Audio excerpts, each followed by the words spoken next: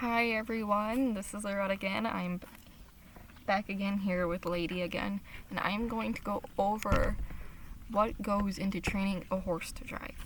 So driving a horse is an alternative activity to do with your horse other than riding. Depending on who you ask, though, driving a horse can be more dangerous than riding a horse. When you're driving a horse, the only things controlling the horse are your voice and the lines. It has been reported before that horses have tore, broke, and ripped the lines out of the driver's hands. Without the lines, it is extremely difficult to control that horse, especially if the horse has spooked or is out of control. Any horse can technically become a driving horse. All it takes is the right mindset and the horse and the right training. I personally have taken halter broke horses and turned them into driving champions. But on the other hand, I also personally have a horse that is so sensitive with its sides and is club-footed in the front and pigeon-toed in the back that driving will never be his full-time job. Given that this particular horse is still being worked with on both driving and riding for mainly desensitization purposes.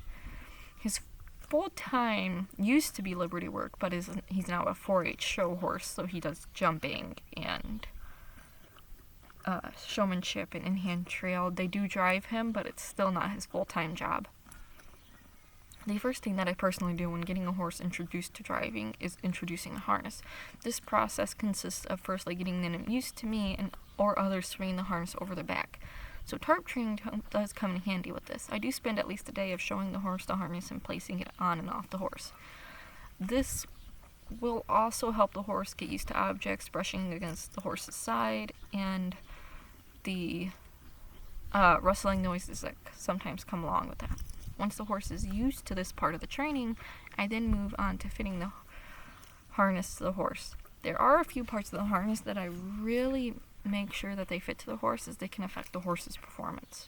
I prefer the breeching to be in the midway of the base of the tail and the hocks of the horse. The girth of the harness, I prefer to be able to put 1 to 2 fingers between the girth and the horse, although on a team harness and setup, you can get away with the girth being looser. And we'll talk a little bit more about that in a different video. The horse then gets line or ground driven after the harness is fitted to them.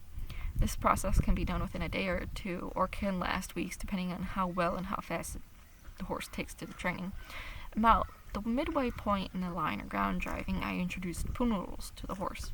I put the pool noodles through the shaft loops, and I'll talk a little bit more about that also in a different video, and start the line driving with them on those. The pool noodles is supposed to mimic the feel of the shafts so that they can get used to the feeling of the shafts or something being touched or rubbed occasionally on their sides while they are driving. I then move them to the point that I introduced them to the horse to the cart. This process is where I walk the horse up to the cart and let them sniff the cart. Then I walk the horse around the cart, and once they get used to that, then I walk the horse through the shafts, and then they step over the shafts. At first, I walk them into where they are facing where the driver would be sitting. Once they get used to that, I start to back the horse up into the cart. During this process, I have to also get the horse used to the shafts coming up off the ground and touching their sides. After this, I then proceed to hook them to the cart, but I walk behind the cart first while they are pulling it, so I'm basically ground driving them and they're still connected to the cart. I put the weight into the cart while I'm still behind them, and which can be like feed bags or saddles. Just a little weight will help. And then while I still walk behind them, I do that. And then once they are okay with that, I'll eventually sit into the cart and start driving them.